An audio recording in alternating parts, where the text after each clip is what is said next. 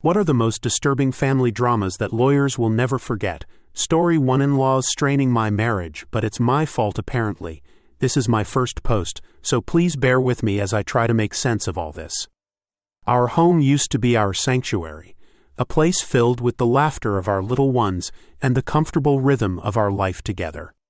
Now, it feels more like a tense lodging house where I'm the unwilling manager. About a year ago, me, a 28-year-old female, and my husband, a 30-year-old male, made a decision that I now see was the beginning of this downward spiral. We allowed my brother-in-law, a 19-year-old male, to move in with us. The idea, presented to me with earnest promises, was to get him out of a rough living situation and help him start adulting. This was around May of last year. I remember the conversation vividly. My husband sat me down at the kitchen table after the kids were asleep, his expression serious. He just needs a hand up, he'd said. A stable place to land for a bit so he can get on his feet. I agreed, albeit hesitantly, to have him move in based on a clear promise from both my brother-in-law and my husband. It was only going to be for a couple of months, just until he found a roommate to get a place with. The terms were explicit. He was to pay a small amount of rent monthly. Since he had just secured a full-time job, he had to keep his designated area clean, and he was expected to help out around the house with general chores. It seemed reasonable on paper. But it's important to keep in mind, I already have 2 children under the age of 5, I work a job, and I am still the primary housekeeper, responsible for the endless cycle of cleaning, cooking, and laundry. All of this while my husband also works a demanding schedule, often putting in about 60 hours a week. Fast forward through those initial couple of months. Summer turned to fall, and there was absolutely no luck, or so I was told, on finding a roommate. My brother-in-law was still living in our guest room, which was slowly morphing into his permanent den. Okay, I told myself, he's young. He's just a teenager, really. I felt I needed to give him some more time to figure all this out. I was genuinely trying to be understanding and gracious, especially since I also had some help getting on my feet when I was his age, but my patience began to wear thin. I started confronting my brother-in-law a few times, trying to keep my tone light and casual. So, how is the roommate search going? I'd ask while making dinner. Or, have you found any interesting apartments yet? Each time, I was met with the same dismissive, non-committal response. A lazy shrug of his shoulders and a mumbled, I don't know. I will say at this point, I started to feel completely in the dark about what was actually going on behind the scenes. It felt like I was being intentionally kept out of the loop. My mind raced with questions. Was there even a real plan for him to move out? Was he even bothering to look for a roommate or an apartment, or was he just enjoying the free ride? Whenever I voiced these concerns to my husband, he'd just say to give him more time and that he was working on it. I was getting more and more frustrated, and then came the Christmas season. Just as I was trying to muster some holiday spirit, my brother-in-law came to us with a new request. He wanted to have his girlfriend of 2 years, who lives out of state, move in with us too. This came with yet another grand promise. She already had a job lined up, and they would definitely, absolutely move out together in 1 month. I immediately went to my husband and told him that I was not comfortable with this at all, reminding him that his brother wasn't even supposed to be here at this point in the first place. My husband's reaction was immediate and defensive. He said I was overreacting and started making sharp comments that made me sound like a cold, heartless person who didn't care about his family. The accusation stung, and feeling angry and exhausted, I just shut down. I kept my mouth shut to avoid the inevitable, explosive argument. This was my next big mistake, so the girlfriend moved in. And surprise, surprise, she did not have a job. She has been claiming that she's been looking for one for 3 months now, all while living under my roof, rent-free. Fast forward to the present moment. The situation has deteriorated completely. Rent is not being paid anymore by my brother-in-law. The basic expectation of cleaning their own areas has completely stopped. Their room is a disaster zone of clothes and fast food containers. And there has been absolutely no discernible effort to find a way to move out of my home. I've quit asking my brother-in-law any questions because the fury it ignites in me is too much to handle. Instead, I've directed all my questions and frustrations toward my husband. At this point, I'm done trusting that my husband has any plan or any control over this whole situation, which is driving me insane. Any time I bring it up to him, I am met with instant hostility. He fires back with accusations, claiming I just want to throw his family out on the street and that I shouldn't be upset with this because, in his words, I agreed to it. Agreed to what exactly? Yes, I agreed to his brother moving in for a couple of months. And yes, I graciously gave him extra time to figure things out. But I never agreed to this. I never agreed to our home being taken over. At this point, I no longer feel comfortable or at peace in my own house. Every single day, my husband and I argue about it, and these arguments always devolve into very ugly, painful outcomes. We don't even sleep in the same bed anymore. I'm so annoyed that I've been conned into taking on 2 grown adults, all while trying to raise my own young family. I'm filled with anger that I'm being painted as the bad guy in this narrative, when all I ever wanted to do was be helpful. I don't know what to do anymore. I guess my main question to the Reddit world is, am I the a-hole because I let this all happen in the first place? Comments user Noello wrote, not the a-hole, but that sounds like a terrible, stressful situation. Something you may not have considered is the legal aspect. If the girlfriend or your brother-in-law decide to go the legal route because they have been living there for that long, they could actually fight being evicted and claim tenants' rights.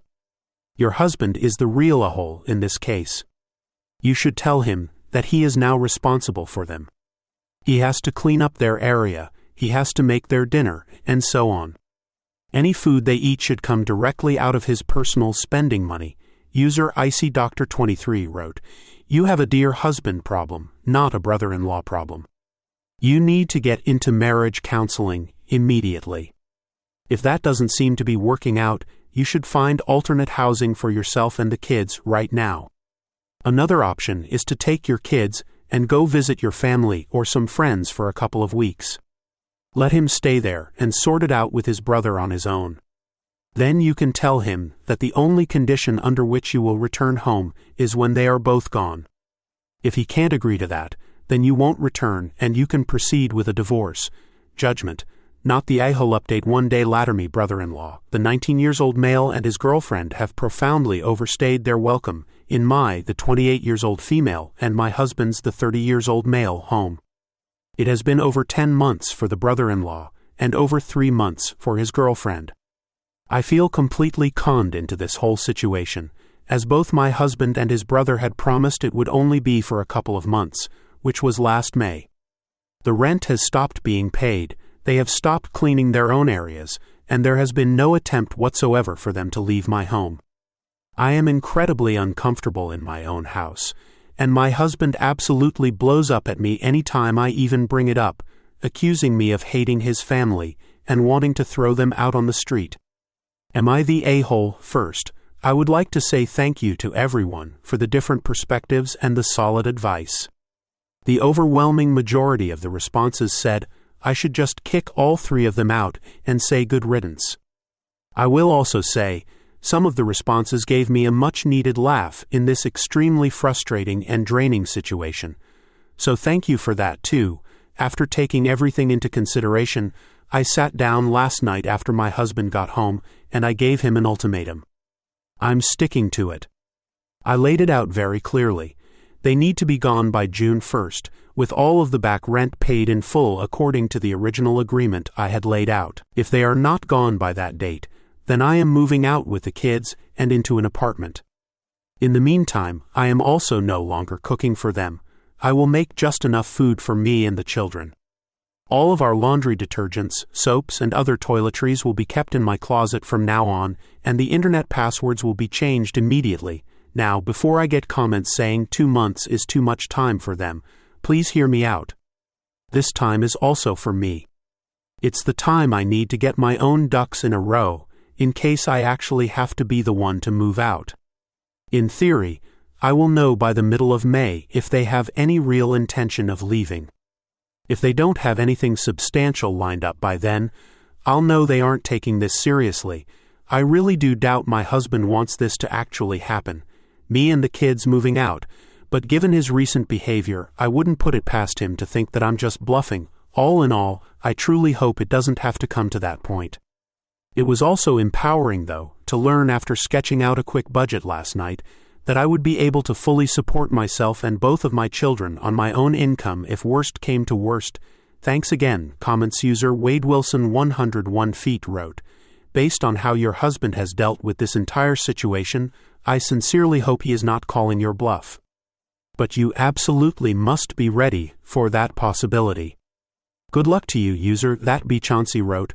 Oh, he absolutely is calling your bluff. And then he'll have that shocked Pikachu face when he comes home one day and finds you and the kids actually gone. User Lanky_literature_157 feet wrote. And he'll tell everyone it was all so sudden, and that he had no idea why she left. User Shoveling Sunshine wrote. Ah yes, the good old it came completely out of nowhere shtick that they love to pull. Update.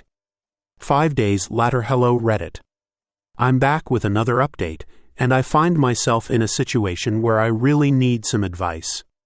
For anyone new, you can find the links to the previous posts up top. To quickly recap the saga, my 19-year-old male brother-in-law has overstayed his welcome at a 28-year-old female, home for a year now. He also moved in his girlfriend, who then did not have a job for 3 months while living under my roof. Neither one of them was paying rent or contributing to the household in any meaningful way. As a working mother of 2 kids under the age of 5, I was at my wit's end. To make matters worse, my 30-year-old male husband would yell at me constantly for wanting to kick them out, accusing me of being heartless and complaining that it's not that bad. Am I the a-hole? So, here we are. We are getting really perilously close to the June 1st deadline I set, and yes, they are still living in my house. But this is where things are getting gray for me, and I need all the advice I can possibly get. A few days ago, I had a doctor's appointment that changed everything. I was recently diagnosed with stage 2 hypertension, and I am now working diligently to get that under control. The doctor was very blunt. He told me that I have chronic anxiety and that I experience rolling panic attacks that can last for up to a week, sometimes happening twice a year. Since my last post, I endured a grueling 4-day episode, which culminated in this diagnosis. The doctor looked at me over his glasses and said, "You are far too young to have a diastolic pressure chilling at 97. If you don't make serious lifestyle changes right now, you could be gone in 15 years. That number, 15 years, hit me like a physical blow. The thought that I might not be there for my kids' graduations or weddings because of this stress was terrifying. Since then, I have been consciously stepping back and focusing on me. I'm prioritizing getting healthy, losing weight, and managing my stress. And with that said, there has been a noticeable shift in my husband's behavior. He has been a lot nicer to me, almost walking on eggshells. He's been actively helping out around the house, taking over chores without me having to ask, all so I can focus on myself and my kids. The constant shouting has basically stopped entirely. The manipulative gaslighting is now non-existent, and for the first time in a very long time, I actually feel confident and hopeful about my future. Since my diagnosis, the entire energy in my house has completely changed, and I feel like it may be for the better, though I'm cautious. My brother-in-law's girlfriend managed to get a full-time job at the end of last month, and to my genuine surprise, she has been sticking to it. Also, the rent has been paid in full and on time since I laid down the law back in March. They have diligently picked up their cleaning routine. They buy their own groceries now, and they actually seem to be doing well for themselves. Heck, the girlfriend has even been helping me out with the kids if she sees that I seem too stressed. They tell me they are actively looking at apartments and are making an attempt to move out. But, and this is a big but, it's looking like they are wanting to push out the June 1st deadline. So my dilemma is this: would I be showing myself as a total doormat if I let them have a couple more weeks? Or is it my obligation to myself and my own well-being to follow through with the hard deadline I gave in the beginning? I can't shake the feeling that my husband had a lot to do with them getting their stuff together, which I am grateful for. But it kind of sucks that I had to risk a stroke in order to finally get through to him. That's a whole other topic for a different day, I think. Next morning update. I waited until I put my kids down for the night last night, and then I brought up the deadline to my husband again. I approached it calmly, my heart pounding in my chest. "Hey," I started, "June 1st is coming up really soon. Is there any progress?"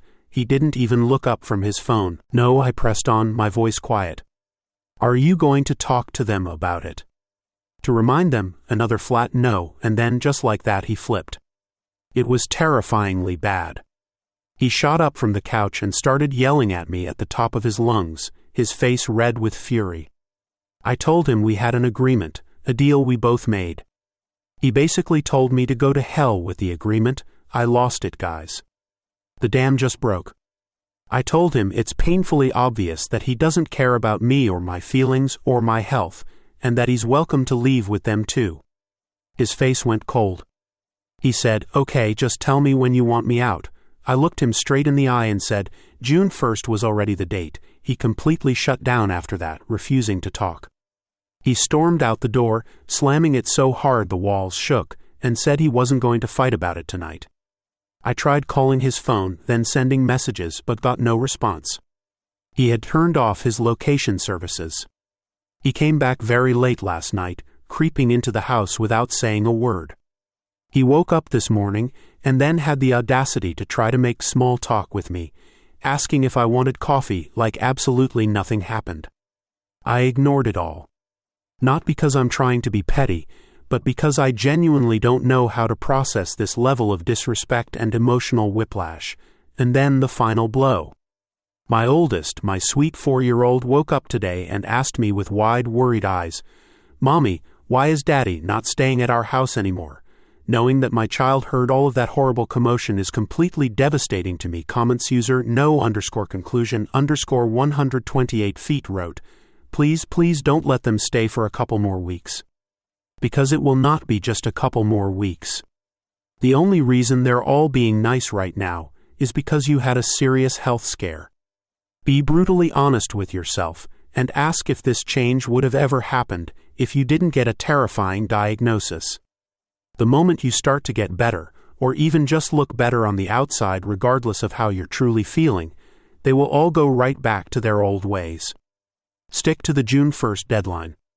Now you have even more reason, although you didn't need one before, to not want to have to deal with other people in your home, which should be your safe space to relax and not worry about whether they'll keep pretending to be nice or how long it's going to last.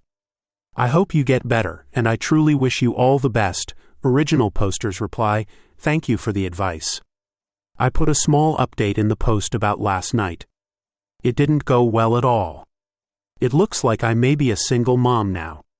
Reading your words and looking back, I definitely see where I was constantly putting myself last just to save the peace, but for what? My kids need me alive, and they need me happy.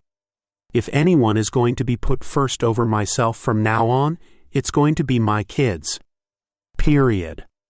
Point blank. User A Lunatic is on the grass wrote, I seriously doubt they are going to leave on June 1st.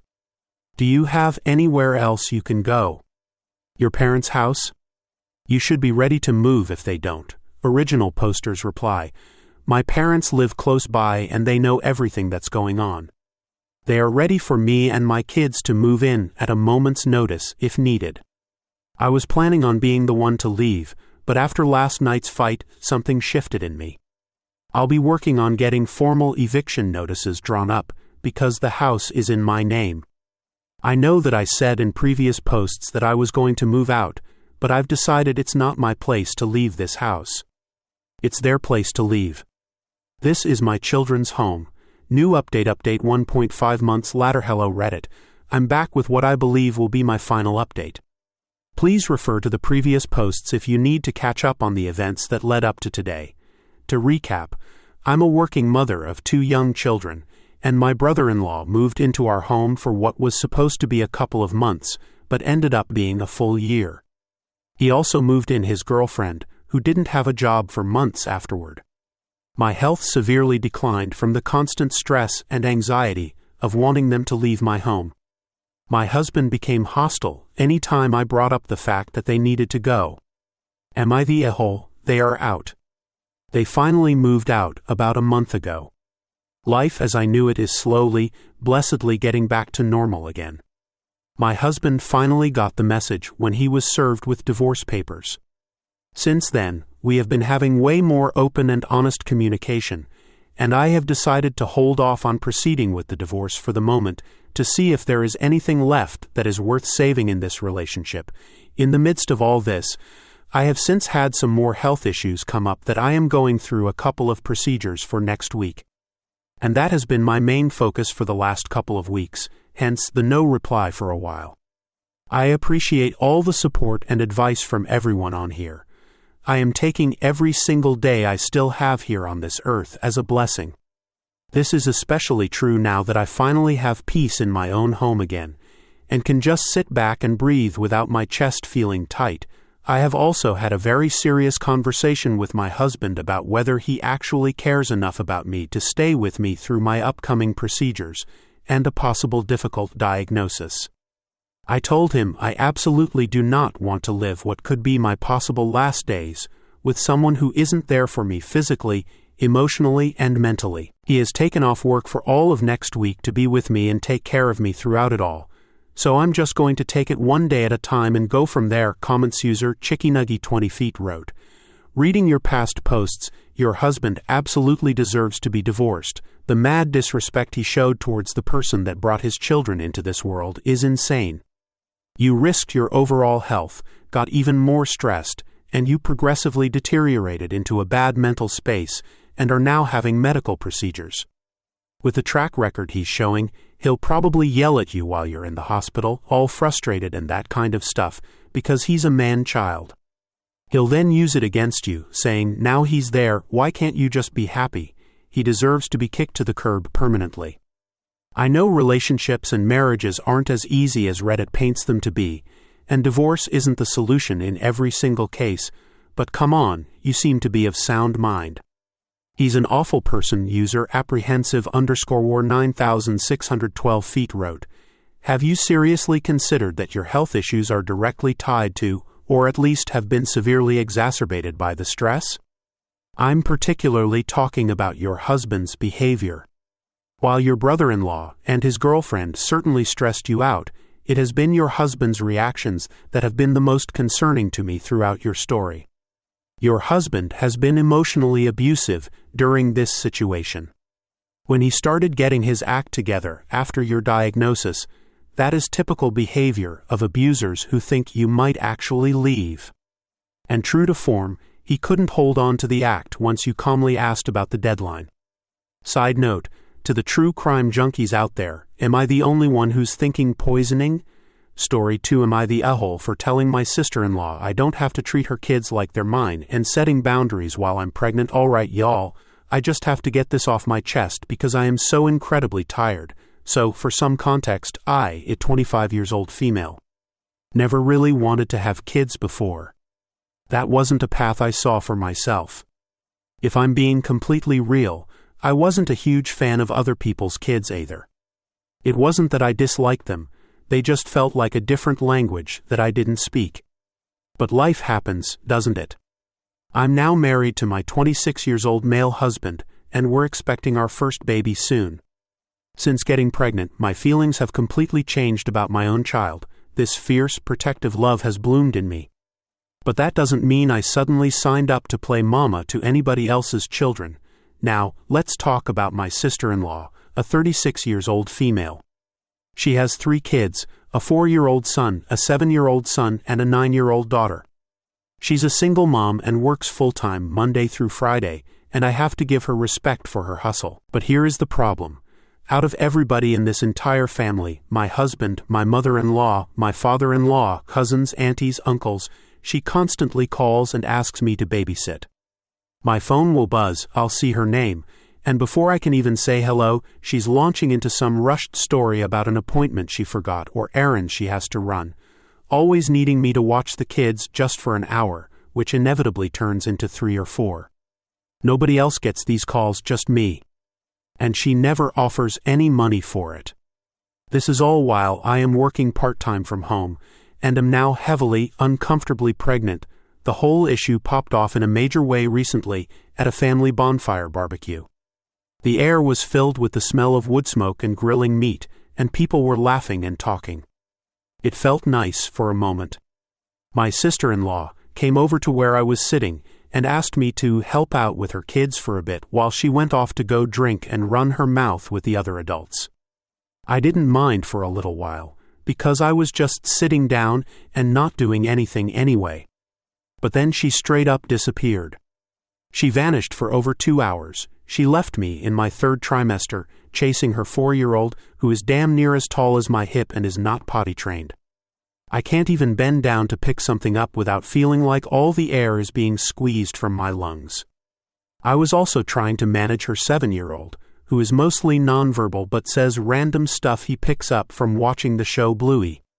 And then there was the 9-year-old, who is actually a very sweet girl, and was genuinely trying her best to help me manage her 2 younger siblings. When my sister-in-law finally came back, strolling over with a fresh drink in her hand, she had the nerve to laugh and joke, "You'd be a better mom than me, girl. You should just claim them as yours." I kind of managed a weak, forced laugh and immediately passed her kids back to her. But later, as the evening wore on, she kept pressing the issue, bringing it up again. "No, really," she said, cornering me by the dessert table. "We're family now. You should step up so you can get some practice in before your baby arrives." That's when I finally spoke my mind, keeping my voice as even as I could. "I love them as my niece and nephews," I told her directly. "But they will never be mine. I am glad that I can pass them back when it's time." The smile fell from her face instantly. That's when she got mad. She started saying slick, horrible, and racially charged things about me and my baby. Her words turned venomous as she began a tirade about how I just sit on my ass all day while she works, and then she made derogatory comments calling people of my race lazy. She finished by saying this baby is just going to be another burden on everyone, and this whole time, I'm standing there, damn near 8 months pregnant, barely able to get around, completely exhausted and dealing with all this hate being thrown at me. And get this, my husband and my mother-in-law took her side. They stood right there and said I should want to help family, and that I was the one being cold and unreasonable. My own husband even looked at me and said, I didn't marry somebody so selfish that they wouldn't help family. The betrayal in that moment felt like a physical wound, but here's the absolute kicker. My sweet 9-year-old niece, seeing how much I was struggling to keep her brothers from running wild, tried to help me calm them down and get them some snacks and stuff. And her own mother and grandmother had the audacity to tell her right in front of me, "No, your auntie can do it. She's the adult." Like what? They weren't just being cruel to me, they were teaching her daughter to be that way too. I finally snapped. I'd had enough. I turned to my husband and his family and told them all to just shut up and leave me alone, or I would go back to my home state where my people actually have my back, since me and my baby are apparently such a burden. This whole situation is stressing me out to the point where I feel like I'm going to end up in early labor, so please tell me, am I the a-hole for saying I don't have to parent her kids, standing up against her racist, out-of-pocket remarks about me and my unborn child, prioritizing my own health and setting firm boundaries while I'm this pregnant? Because at this point, it feels like I'm the only one in this damn family with any sense, and I am so tired of being dragged through the mud for not being a doormat. Relevant comments. Commenter 1, not the a-hole. You need to leave the state now, before you have the baby, or it's going to be so much harder for you to leave at that point. Call your family to help you execute a plan and get the heck out of there while you have a chance. You've married into a family of racists, and you have a husband who is a racist and is enabling their behavior. Original posters reply, "You are so right." It's like you read my mind.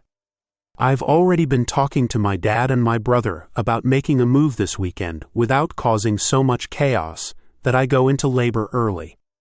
I cannot and will not bring my baby into this kind of toxic, racist environment. The way they treat me now, I know it'll only get 1,000 times worse when she's here. I really appreciate you saying this. It's the push I needed to keep moving smart and fast. Commenter 2. Honestly, I think you should go back to your family before the baby is born, because if the baby is born in that state, he can petition the court to make you stay there. Original posters reply, that's exactly what I've been worried about. That thought has been keeping me up at night. I already told my dad that I need to be out of here before she comes. Even though I'm just now at 8 months, I know that if she's born here, he will absolutely try to pull some legal stunt to trap me in this state with his family. I'm working on getting everything in order right now so I can leave without a bunch of mess. Thank you so much for looking out for real. Commenter 3, oh hell no. I'm a white woman. And all I can say is if my husband ever allowed his family members to blatantly disrespect and denigrate me and my baby like that, and then sided with them against me when they tried to take advantage of me, I would cut that whole family off. My husband would have to work hard to make amends.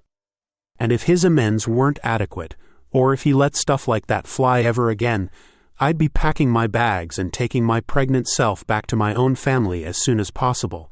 Original posters reply, I haven't spoken a single word to any of them since that bonfire barbecue. I've been giving my husband the coldest shoulder, and I've even been sleeping in the nursery just to be away from him. Right now, I'm just focused on planning my escape. I talked to my dad again, and he and my brother are coming up here to get me as soon as they possibly can. Commenter 4. Honestly, I think the only way I'd give the husband another chance is if he didn't hear the whole conversation and just sided with his sister due to a misunderstanding of what had been said.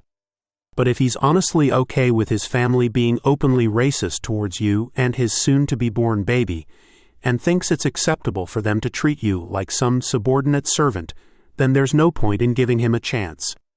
You don't want to deal with that stuff for the rest of your life, nor do you want to subject your kid to that kind of treatment from family members. Original posters reply, he heard everything. There was no misunderstanding. He was literally standing just a couple of feet away from me, playing cards with his cousins, while the whole thing went down. He didn't say a single word. He didn't defend me. He just acted like it wasn't his problem at all. That was the exact moment I knew, with chilling certainty, that there was no misunderstanding. He saw it, he heard it, and he still chose his sister and his mama over me and our baby. I am definitely not sticking around to see how much worse it can possibly get. Update. July 5, 2025, 2.5 weeks later. It has been about 2.5 weeks since my last post. I'm sorry for the delay. I've been trying to just breathe, get settled in, and fiercely protect my peace. So first off, the most important news. Yes, I did leave, and I made it out okay. I am now staying with my brother, and for the first time in a very long time, I feel safe. Before I left, my ex-sister-in-law really tried to pull one last despicable stunt. This woman had the absolute nerve to drop her 3 kids off on the porch of my house. She knew it was just me at home. She knew my ex-husband was headed to the airport for a work trip, and she knew I was overwhelmed trying to handle packing and preparing the house. I watched her through the peephole, my heart sinking. When she saw that I wasn't immediately coming to the door, she gestured to her kids and told them to go around to the back of the house, where there is a swimming pool with no safety gate around it. The pool goes from 4 feet to 10 feet deep. My blood ran cold. If that gate had been locked like it was supposed to be, anything could have happened to them. But she didn't care. She just got in her car and pulled off, leaving them there. As much as I didn't want to deal with any more of her drama, I couldn't leave those children in danger. I rushed to the back door and let the kids in, but as soon as they were safely inside, I called the police. I had finally, truly had enough. The officers came. They talked to me, and they called my mother-in-law to come and get the children, because I made it crystal clear that I was not doing this again. I was leaving the very next evening, and I was not about to be guilt-tripped or manipulated into babysitting one last time. My mother-in-law showed up absolutely furious, her face contorted with rage. She started screaming at me, calling me a pathetic, awful person, and yelling that my daughter would never be accepted into their family. She then tried to attack me, lunging forward, but luckily one of the police officers was standing in the way and blocked her. He calmly but firmly told her that if she didn't take the kids and leave immediately, He would have to call the Department of Human Resources, and she would be the one going to jail for causing a public disturbance and for her daughter's act of child abandonment. The next thing I know, she's on the phone with my husband, who was supposed to be on a flight. He turned his car around, missed his plane, and came home absolutely raging. He stormed into the house and told me I was vile and disgusting. He screamed that he wanted a divorce, and then he made a veiled, terrifying threat about what he would have done to me if I wasn't pregnant. He said he wanted nothing to do with the baby, and that he would take everything from me in court, including my baby. He ended his tirade by telling me to get out of his house. I stood my ground, my voice shaking but strong, and said, "No, sir. Both of our names are on that deed. You can go." Fast forward a few hours into that same night. My sister-in-law comes back, clearly intoxicated, and starts banging on the windows and doors, yelling for me to come outside so she could beat me up. I was inside, my heart pounding with a mixture of confusion and fear, watching it all unfold on the security cameras. I spoke to her through the system's microphone, my voice echoing into the night. "Leave my property right now, or I am calling the police, and I will be standing my ground." Instead of backing off, this fool picked up a large rock from the garden and threw it right through the living room window. The sound of shattering glass was terrifying. I called the police again, and while on the phone with the dispatcher, she started screaming that I had kidnapped her kids, the same kids who weren't even there anymore. When the officers arrived, I opened the door and let them search the entire house. I calmly reminded them that her own mother had already picked the children up hours earlier, an event their fellow officers had witnessed. Did I press charges? You bet I did. Absolutely. I showed them the camera footage of the whole incident, and they arrested her on the spot for vandalism, making threats, and filing a false police report. Once the rest of the family found out she was actually in jail, my phone blew up with angry calls and texts. My ex even tried to come back to the house, but I was already gone. I had packed my most important documents, all the baby's things, my clothes, and everything else I could fit into my car, and had gone to a friend's house. Her and her boyfriend said I could stay as long as I needed, and I was so grateful because I was terrified to be at the house alone. Somehow, my ex found out where I was and showed up there, but my friend's boyfriend met him at the door and told him in no uncertain terms to leave. That night, I couldn't sleep at all. I was just too anxious, my mind racing, thinking he might try to come back. The next morning, I got a call from his job. They were asking me why he had missed his flight, and if he was okay because he wasn't answering his phone. So, I made a decision. I sent them everything. The voicemails from him, the videos from the security cameras, all of it. I never heard back from them officially, but judging by the sudden flood of sobbing, hysterical voicemails I got from both him and his mom later that day, I'm pretty sure he either got fired or, at the very least, suspended. My sister-in-law got bailed out by my mother-in-law, but neither one of them has the kids. The children are now with their actual daddy, whom my sister-in-law had been actively keeping them away from, and they are reportedly doing so much better already. Their dad called me to thank me and told me that the 4-year-old is finally out of pull-ups, the 7-year-old is getting enrolled in speech therapy, and the 9-year-old is being the sweet, helpful angel she's always been. As for me, I'm okay. I truly am.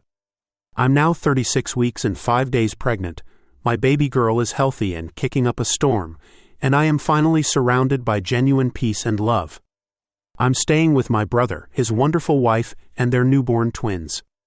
My little niece here is already my little bestie. My nephew, on the other hand, still seems to be side-eyeing me, but we're working on it. I'm still working from home. My boss knows everything that happened and told me I can go on maternity leave whenever I feel ready and to take all the time I need, which was a huge relief. I've been surrounded by my family and my childhood friends, the ones who truly love me for who I am. My good sister-in-law, my brother's wife, keeps joking that I should just stay with them forever so we can raise our kids together. Honestly, I would love that. But I'm also really focused on building something that is just for me and my daughter. Oh, and yes, I am absolutely getting that divorce. I'll be filing for it out of state, so it'll probably take some time, but I'm playing it smart now. No more emotional moves. From here on out, it's just prayers, careful planning, and peace to everyone who commented and told me to run. Thank you. From the bottom of my heart, y'all were right. The advice, the jokes, the love, I needed all of it to get through. He was all I ever knew. We met when we were just freshmen in college. But now I'm choosing me, I'm choosing my daughter, I'm choosing peace, and in God's timing we'll be just fine. Relevant comments. Commenter 1, PROUD. I am so glad you got out before you delivered. That whole family really showed their butts and their true colors. Make sure you get cameras and stuff wherever you move to next. Original posters reply, thank you. I really wish I had seen it before I married into that family. But trust me, cameras are going up everywhere I land next. Security is my #1 priority. Commenter 2, wow, original poster. You have been through a lot. I am so happy that you're now surrounded by people who love and support you. Wishing you and your daughter all the very best. Original posters reply, thank you so much. It really has been a lot, but we made it out, and that's what matters most. Now I'm finally breathing easier, eating my snacks in peace, and feeling all the love that my baby girl and I truly deserve. Your kind words mean everything to me right now. Commenter 3, sending you and your village lots of love. Congratulations on getting out. I would keep all the voicemails and messages and security footage as proof when custody is eventually discussed. Also, make sure you get your fair share of the value of your shared home as well as child support. Please consider having your daughter in a different state as well. Original posters reply, thank you so much. Your support truly means the world to me. And don't you worry, I've saved every single thing as proof. I'm already looking into lawyers and my rights regarding custody and child support in my home state. I'm making sure that me and my baby girl get everything we deserve. Right now, I'm just enjoying these last few weeks, soaking up all this peace and getting ready to meet my little blessing. Commenter 4. I don't know how you never saw their craziness long before these situations. I'm not judging you. I'm sure they hid it very well and only exposed their true selves once they felt you were trapped. I love all the karma that is coming for these evil people. I'm so glad you're happy and safe. God bless you and your precious baby. Original posters reply, I guess I was just too in love to see it, but I really hate that I spent 7 years of my life dealing with it. She was so nice in the beginning, but right after we got married, it all changed. Thank you so much for your kind words.